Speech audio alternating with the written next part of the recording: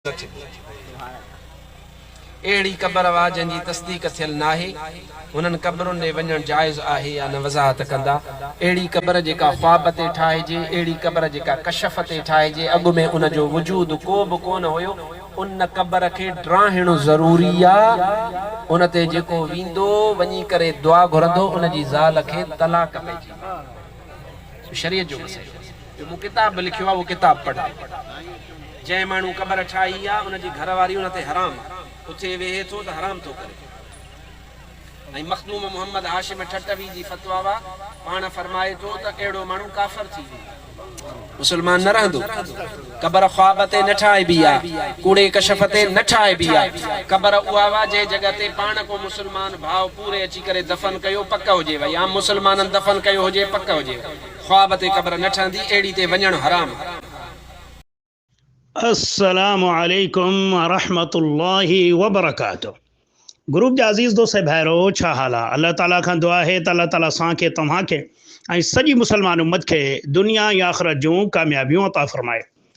मुंहिंजा अज़ीज़ दोस्त साथियो, असांजे मुआशरे में एतिरे हद तुणी जहालत फैली वई आहे, एतिरे हद तुणी शिरक ऐं बिदात जा माण्हू दीवाना थी विया आहिनि जो पंहिंजी मर्ज़ी ते जेॾी महिल हुननि जी दिलि चवे, जेॾी महिल हू चाहिनि हिकु मन घड़त कूड़ी कहाणी ठाहे ऐं उते शिरक जा आस्थाना ठाहिनि।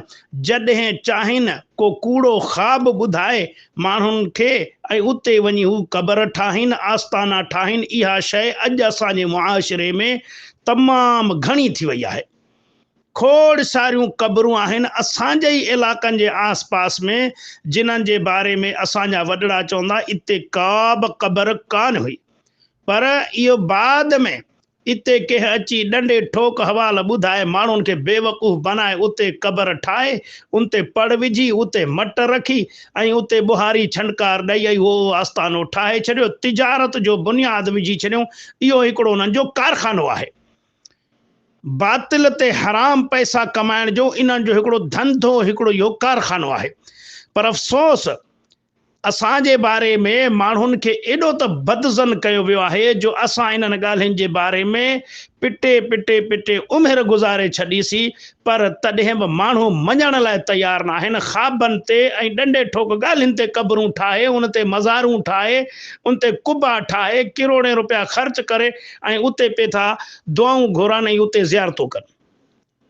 पर अल्हम्दुलिल्लाह अल्हम्दुलिल्लाह अॼु मूं ग्रुप में हिकिड़ी वीडियो शेयर कई आहे जेको हनफ़ी ब्रेलविन जे अल्लामा मौलाना मुफ्ती अब्दुल रहीम शर सिकंदरी जेको वफ़ात करे वियो आहे, उन जे पुट जी आहे। उहो बि मुफ्ती आहे, उहो बि हिननि जो अल्लामा मौलाना मुफ्ती साहब आहे, हक़ नबी उनजो नालो आहे। उहो उन खां सवाल कयो वियो त हीउ जेको ख़्वाबनि ते अगरि केरु को क़बर ठाहे त उन जे बारे में तव्हांजी छा फ़तवा आहे?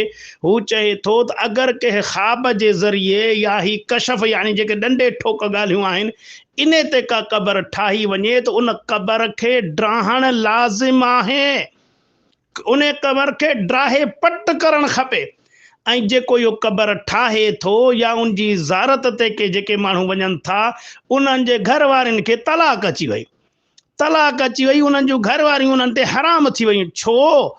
वरी उन जी वज़ाहत अॻिते थो करे, चए थो त मौलाना जेको हाशिम ठटवी साहब आहे उन त इहा फ़तवा ॾिनी त उहो माण्हू काफ़िर थी वियो। छो त काफ़िर थी वियो त निकाह टुटी वियो।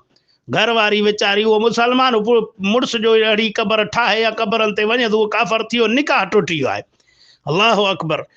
त मुंहिंजा अज़ीज़ दोस्तो, ही हिकिड़ी वॾी फ़तवा आहे जो मां पंहिंजनि उन्हनि भाइरनि जे अॻियां पेश करणु थो चाहियां जेके अहिड़ियूं क़बरूं पंहिंजनि ॻोठनि में, पंहिंजनि इलाइक़नि में ठाहियो ऐं सवाब जी नियत सां उते धमण धुमी हयो वेठा आहिनि।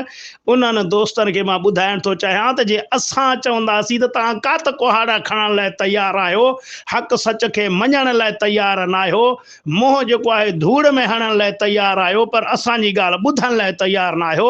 उन्हनि दोस्तनि खे मां चवंदुसि त हाणे त मञो भला, हाणे त मञो तव्हांजो अल्लामा मौलाना मुफ्ती इब्ने मुफ्ती मुफ्ती पुट मुफ्तीअ जो उन फतवा ॾिनी आहे त जेको ईअं कंदो उहो काफ़र आहे, उन जी घरवारी उन ते हराम आहे, उन ते तलाक अची वई, उन क़बर खे ड्राहण लाज़िम आहे।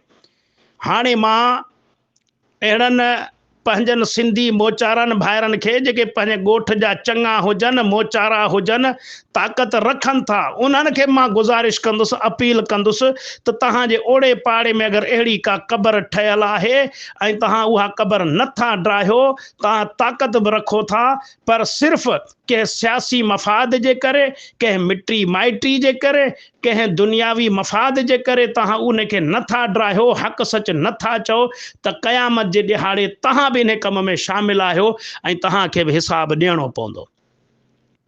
अल्हम्दुलिल्लाह, मुंहिंजो जेको तरीक़ेकार आहे, मक़सदु आहे त अहिड़ी दलील माण्हुनि जे अॻियां पेश कजे जो उहे उनखे मञण ते मजबूर थी वञनि। सो अल्हम्दुलिल्लाह असां क़ुरानी हदीस जी रोशनी में सम्झायूं था माण्हुनि खे, पर आम पब्लिक जा ज़हन ख़राब कया विया आहिनि असांजे बारे में। हू सोचनि था त इहे क़ुरानी हदीस असांजा वॾड़ा छो असांखे नथा ॿुधाइनि, असांजो बुज़ुर्ग, असांजो अल्लामा, असांजा मौलाना, असांजा मुफ्ती छो नथा ॿुधाइनि।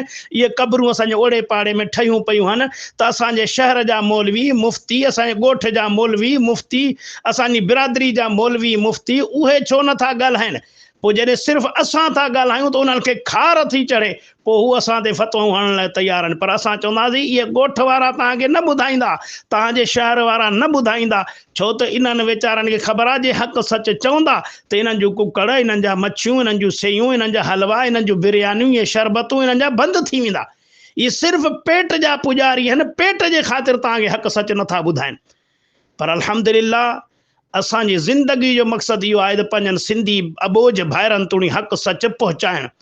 ऐं दोस्तनि खे हाणे मां गुज़ारिश कंदुसि त हिन वीडियो खे, हिन ऑडियो खे वधि मां वधि शेयर कयो पंहिंजनि मुस्लमान भाइरनि सां ऐं उन्हनि खे ॿुधायो त हाणे त तव्हांजे घरां असां फ़तवा खणी आया आहियूं, हाणे त मञो, हाणे ड्राहियो अहिड़नि क़बरनि खे जेके ख़्वाबनि ते ठहियल आहिनि, जेके कूड़नि किसनि ते ठाहियल आहिनि। जे तव्हां खां नथो पुॼे त कम से कम असांखे मोकल ॾियो त असां इहो सवाब जो कमु पाण कंदासीं।